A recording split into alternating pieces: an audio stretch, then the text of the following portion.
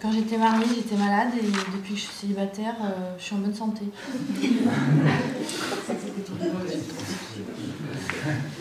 Non, mais je ne ressens pas le célibat comme une traversée du désert. En fait, je ressens pas. J'ai rien contre le fait de tomber amoureuse. Bien au contraire, c'est réjouissant, mais ne pas l'être n'est pas non plus une punition. En fait, je ressens pas le besoin vital de trouver quelqu'un vite, en fait.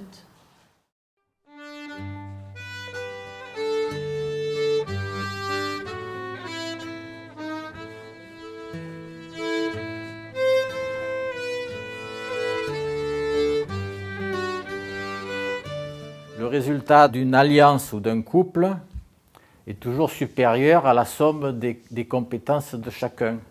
Et voilà pourquoi la situation de couple, lorsqu'elle est couple, lorsqu'elle n'est pas problématique, est un enrichissement, outre que le fait qu'il y a un individu, il y a un autre individu, mais le couple forme la troisième entité aussi.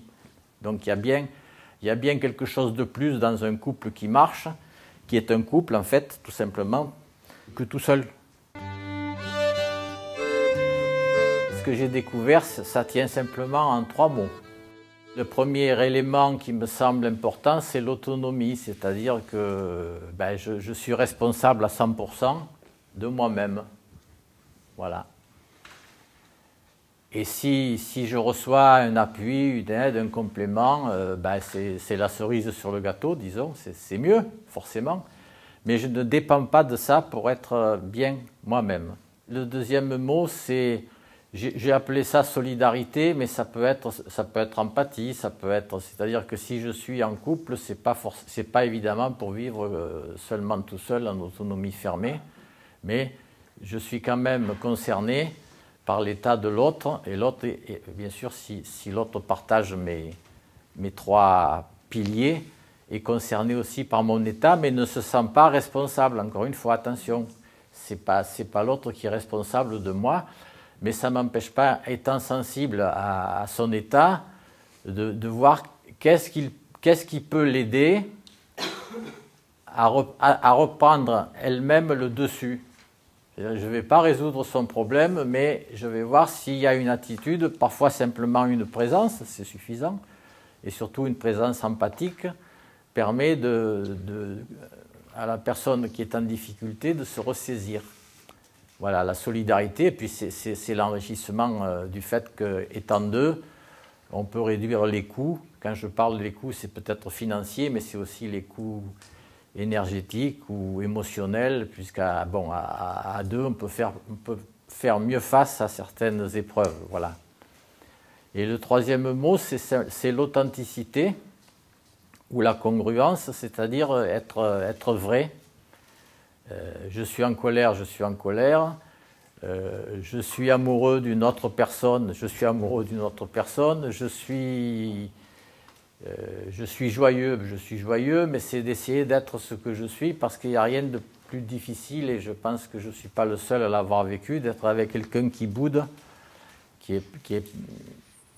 parce qu'il a quelque chose à l'intérieur et qu'il n'arrive pas à l'exprimer. Donc la difficulté, c'est effectivement arriver à voir dans quel état je suis pour bien dire je suis dans cet état-là.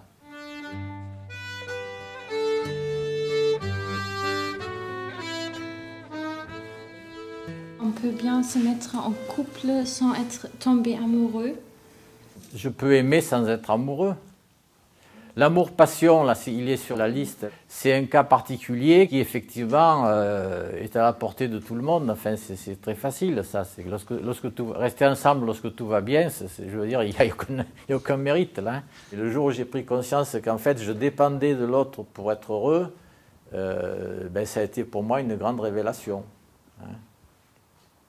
Et lorsque je n'attends pas de quelqu'un qui me rende heureux, je peux l'être par moi-même. Ça suppose une autonomie. Alors l'autonomie, c'est pas l'indépendance, c'est-à-dire que je suis responsable de moi et je suis responsable de mon bout de la relation. Et l'autre, il prend l'autre bout ou il ne le prend pas. Il y a deux bouts à une relation. J'ai parlé de l'autre en face de moi, c'est-à-dire que l'autre est quelqu'un qui me ressemble au moins sur quelques points essentiels. Sinon, je ne peux pas établir ma relation. Mais je suis aussi responsable moi-même de l'autre bout. Hein? Et bien souvent, c'est le fait de mon échec précédent qui va me rendre plus précautionneux, plus refermé et plus insensible en fait à une relation juste, tout simplement parce que j'ai mémorisé qu'en me laissant aller dans mon ocytocine, je me suis fait avoir, alors que je ne me suis pas fait avoir du tout, bien évidemment. Hein? Et donc la difficulté souvent c'est de faire confiance, guillemets encore de nouveau, dans l'autre, alors que la seule idée c'est faire confiance à soi-même, en sachant que l'autre n'est pas responsable de mon humeur. Si je suis bien ou si je suis mal, ça ne dépend que de moi. L'état naturel d'équilibre personnel, il n'existe pas tout seul puisqu'il a besoin de se nourrir et j'ai besoin de recevoir et j'ai besoin de donner. Hein. Il y a des couples qui sont un enfer, on est bien d'accord. Voilà. Et puis il y a des situations où je suis quand même en situation d'échange gratifiante, ou du moins la relation est juste à cet endroit-là.